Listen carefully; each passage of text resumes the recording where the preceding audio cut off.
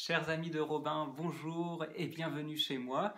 Aujourd'hui, exceptionnellement, je ne viens pas vous voir dans la cour de récréation parce que c'est pas possible.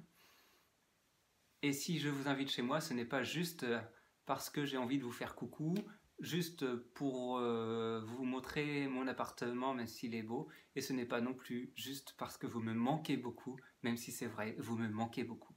Non, si je vous parle aujourd'hui, c'est parce qu'on est le dimanche des Rameaux. Et le dimanche des Rameaux, c'est le début de la Semaine Sainte, la semaine la plus importante pour toute l'humanité, et particulièrement pour les chrétiens, parce que Jésus, en cette Semaine Sainte, il va gagner contre la mort et il vient sauver tous les hommes. Alors c'est une super nouvelle pour tous les hommes, y compris pour ceux qui ne le connaissent pas. Comment ça se passe cette semaine? Ça commence le dimanche des Rameaux, comme je l'ai dit. Jésus entre dans la ville de Jérusalem et il est accueilli comme une star, comme un joueur de football ou un grand chanteur. On va dire « Ouais, vive Jésus, t'es le plus fort, bravo, bravo, sois notre roi ». Alors vous, le dimanche des Rameaux, vous pouvez dire « Jésus, je veux que tu sois le roi de mon cœur ». Lundi, mardi, mercredi, ce sont 3 jours où il n'y a rien de particulier, si ce n'est qu'il faut prier chaque jour pour se préparer à Pâques, en disant merci pour ce qui est bien, pardon pour ce que vous avez fait de mal, et s'il te plaît, toutes les intentions de prière que vous voulez confier, par exemple pour ceux qui sont malades, pour les soignants, etc. etc.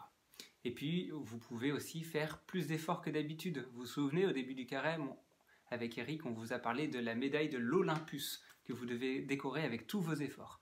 Eh bien, même si on ne peut pas la décorer en vrai chaque jour avec vous, vous pouvez continuer à la décorer et vous pouvez être sûr que Jésus voit tout le bien que vous faites chez vous, y compris dans le secret. Jeudi Saint, c'est le jour de la Sainte Seine. Jésus invite une dernière fois ses amis, il sait qu'il va bientôt mourir, et donc il les invite autour d'un repas. Et c'est au cours de ce repas qu'il invente la messe. Alors c'est une grande fête pour les prêtres, parce que si on est prêtre, eh bien c'est pour refaire ce repas chaque jour. Ceci est mon corps, ceci est mon sang, c'est les paroles de la Sainte Seine. Et puis à la fin du repas, c'est un moment qui va être assez triste, même très triste. Un des copains de Jésus, Judas, sort de table et il part vendre Jésus à l'ennemi. Il vient le vendre pour 30 pièces d'argent. Et donc Jésus, après le repas, il part prier. Mais comme Judas a vendu son ami Jésus, eh bien, on vient arrêter Jésus, on vient le frapper toute la nuit, et le lendemain, il est condamné à mort.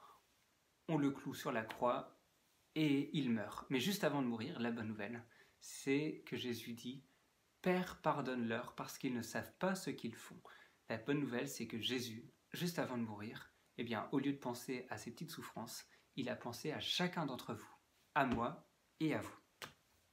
Donc ce vendredi saint, qu'est-ce que vous pouvez faire, vous, dans votre coin? Si vous avez du mal à faire votre travail de classe, si vous avez du mal à être sage à la maison, vous pouvez prendre un petit instant pour regarder la croix plutôt que de râler. Et en regardant la croix, vous dites à Jésus, j'ai envie de t'aider à porter cette croix. Tous ces efforts que je vis, en faisant ce travail à distance, je te l'offre pour que ta croix, elle soit un peu moins lourde. Un peu moins lourde, donc plus légère. Samedi Saint, c'est le samedi où Jésus est au tombeau. C'est le jour du grand silence. Alors là, ce jour-là, chez vous, quand vous avez envie de crier, de parler très fort, eh bien vous allez faire un effort et vous allez faire silence à chaque fois que vous allez avoir envie de crier. Dimanche, c'est jour de la fête, jour de résurrection. Jésus a gagné contre la mort, alors là, c'est le moment pour offrir le plus grand de vos sourires à vos parents et à vos frères et sœurs si vous en avez. Et puis, c'est aussi un jour où, dans votre prière, vous pouvez dire à Jésus « Merci pour toutes les merveilles qu'il a faites dans votre vie et particulièrement de vous avoir permis de faire autant d'efforts, de belles actions, de belles choses dans ce temps de carême. » Alors moi, je vous souhaite bon courage dans le confinement pour votre travail à l'école. Je vous souhaite une très belle semaine sainte et une bonne fête de Pâques. Et je vous dis surtout à très bientôt. J'ai vraiment envie de vous revoir. Salut!